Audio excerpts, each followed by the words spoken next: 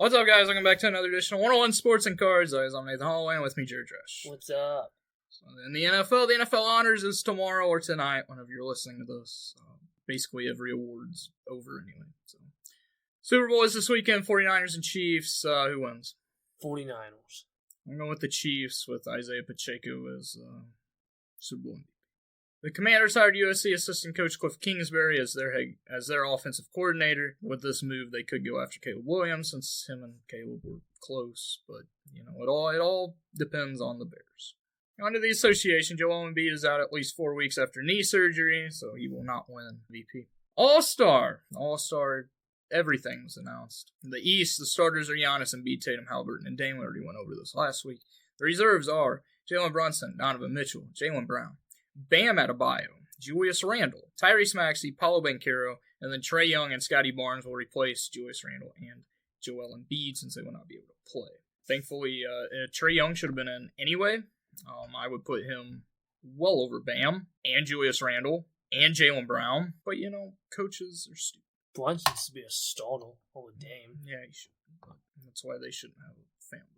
In the West, starters are LeBron, Durant, Jokic, Luka, and Shea. The reserves are Anthony Edwards, Steph, Kawhi, AD, Devin Booker, Paul George, and Karl Anthony Towns. In my opinion, Karl Anthony Towns should not be Sabonis.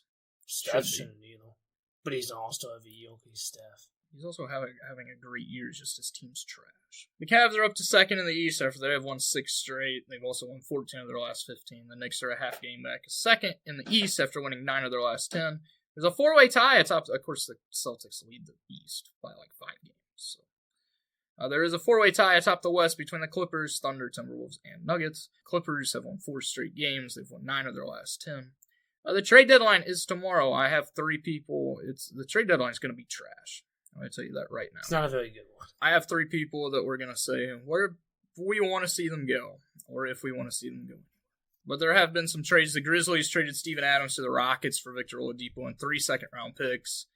I like this for the Rockets just because they get... Steven Adams is a very good center, although he's out the rest of the year because of a knee injury. And to just get rid of Victor Oladipo hasn't been relevant since before he got hurt the first time. Yeah, which is, 5 years ago? Yeah.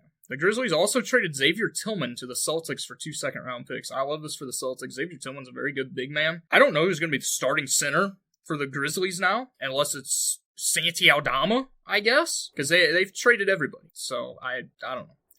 The Pistons traded... Do you like that for the Celtics? Yeah, it's need help on the big man side, because you only have old man. You have Kristaps. Yeah, but he's going to get home, so you can't count on him. But he's been very good this year. Yeah, but when he gets home, which will be... Who knows when?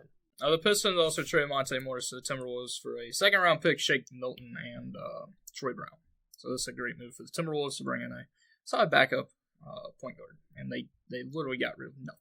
Yeah. So NBA trade deadline is tomorrow or today, whenever you're listening to this. Don't expect much. Some people that could be traded. I have 3. DeJounte Murray, where do you want to see him go? The Lakers have been in. San Antonio. I want to see him back with the Spurs, and more than likely he will be a Laker. If he's not, LeBron's gonna do something. Kyle Kuzma, the Mavericks are looking into him. I think the Mavs would be a good fit for him. Be a good role player behind Luka. I'm gonna tell you nowhere. He shouldn't even get traded. I wouldn't want Kyle Kuzma. He's a ball hog. Takes stupid shots. He's not a leader. He's not that good of a player. Andrew Wiggins. Don't really care. He's having like the worst season of his career. Because Andrew Wiggins isn't good. Yeah. He had that one fluke year in Golden State. Nobody. I mean, he shouldn't be the only player on the Warriors they should be trading. They should be trading everybody. They should trade Clay, Draymond, Looney. But who wants them? Nobody. But Wiggins, apparently the Mavericks are interested in him as well. So how about the Mavericks? Go get Kuzma and Wiggins and then still be a first-round exit because Kyrie doesn't know when he actually wants to play the game of basketball. Still. On to baseball, the Astros extended Jose Altuve 5 years, $125 million. Kershaw re-signed with the Dodgers, who actually cares. He should have just retired. He's just trying to get that one more championship. He's not going to play for half the season because he had off-season surgery. And is he going to start? They have enough starters. I could see him come out of the bullpen, getting him ready for bullpen use in the playoffs, in the postseason. Because they need help in the bullpen. I just want to know how much they signed for. Nobody said that yet. Too much, probably. The Orioles made a trade with the Brewers to get Corbin Burns for DL Hall and Joey Ortiz. This is the best move of the MLB season so far. The Brewers got fleeced. Yeah. Orioles had so much backup with these guys. Joey Ortiz was never going to play. He's a top prospect. DL Hall, he's mid. He wasn't the guy they were looking for that they drafted. And they got Corbin Burns, who's an ace. And just bolsters the 5 deep. And if Grayson Rodriguez is a kind of a free play, he can either become second or the ace, because they have very high expectations for him, and I think a lot of people do. And then you have Bradish, who had a career year out of nowhere. If he keeps going, Dean Kramer had a really good year. Yeah. This Orioles team is looking better and better, and they got rid of players that were never going to play the game of baseball for them. They still have a ton more they could trade. The thing is, this is good for the Orioles organization because that means this new owner is actually going to spend money, and that means they're trying to win, which is good. On to college basketball, a lot of upsets happen. I'm going to go through them. 10 Kentucky got upset by Florida. 19 New Mexico got upset by Boise State. Wisconsin blew a 19-point lead to Nebraska. I love the Badgers right now. 13 Creighton upset by Butler. 25 TCU got upset by Texas. Texas should be ranked. Texas should have been ranked 2 weeks ago. What are we doing? 17 Utah State didn't get upset once. They got upset twice by San Diego State and Nevada. The Saturday was just a big day in college hoops. It just seems like every day is a big day because everyone gets upset. It's every day there's like an upset. I'm not talking about upsets. Yeah, big day because top 10 matchups. Yeah, but I mean, there's been nothing but can't wait for March Madness. Number 8 Kansas dominated number 4 Houston 78-65. 23 Oklahoma got upset by UCF. 15 Texas Tech got upset by Cincinnati. UNC, who was number 3, took down number 7 Duke 93-84. It wasn't as close as it was. The score shows. Was there any defense play in that game? How do you score that many points in a college basketball? Oh, just wait. 18 Baylor escaped with a win over number 12 Iowa State 70-68. Iowa State had a buzzer beater 3 that went in. He in fact did not get it off in time. Oh, I saw that. He would have won the game by 1 point, but he didn't get off in time. Yeah, that sucked. Number 5 Tennessee beat number 10 Kentucky 103-92. That's what I told you to wait. I think I watched the end of that game, and I was like, what? I watched the whole game. Then on Sunday, number 2 Purdue took down number 6 Wisconsin 75-69. Because, Big Ten refs suck, and refs just suck overall. That's why no sport should have refs, and just let them play. If they want to beat the crap out of each other, go ahead. Who cares? I think the ratings go up. They would. Because I'm tired of refs just screwing games. And I'm tired of Purdue. I'm so tired of everybody. Oh, Zach Edey's so good. Zach Edey's so good. They said it during the game multiple freaking times. I hate Zach Edey with a passion, if you didn't know that. Cannot stand him. He's not a good player. I hope somebody's stupid enough in the NBA draft to take him in the lottery. And that he just sucks. Because he's going to end up playing over in freaking... No, he's not even going to be in China. Because China doesn't even want him. He'll be over in Africa. Where nobody pays attention to basketball. Because the African League was just terrible. It was a stupid thing that the NBA did. He'll be over there playing. Because he sucks. He's trash. If he can't go right, he can't score. We made him go left multiple times, and he cannot shoot with his left hand, even when he's inches away from the rim, because he's 7'3". He's just trash. I can't wait for Purdue to not make it out of the first round again. Can't wait. That was my rant. The new rankings new rankings came out. Number 1 is UConn. Number 2 is Purdue. Number 3 is UNC. Number 4 is Kansas. Number 5 is Houston. Of course, Kansas will not be there very long because they got upset by Kansas State. UNC got upset by Clemson. I don't know how you go from beating Duke to losing to Clemson. And number 21, BYU got upset by Oklahoma. Number 13, Baylor took down number 23, Texas Tech 79-73. So games to watch this week, there's not many. Saturday, both of them include Kansas. Saturday, number 13, Baylor, and number 4, Kansas. And then Monday, number 4, Kansas, and number 23, Texas Tech. Both games are big for the Big 12 tournament. We are a month away from conference championship games. Yeah, and then, of course, March Madness. Woo!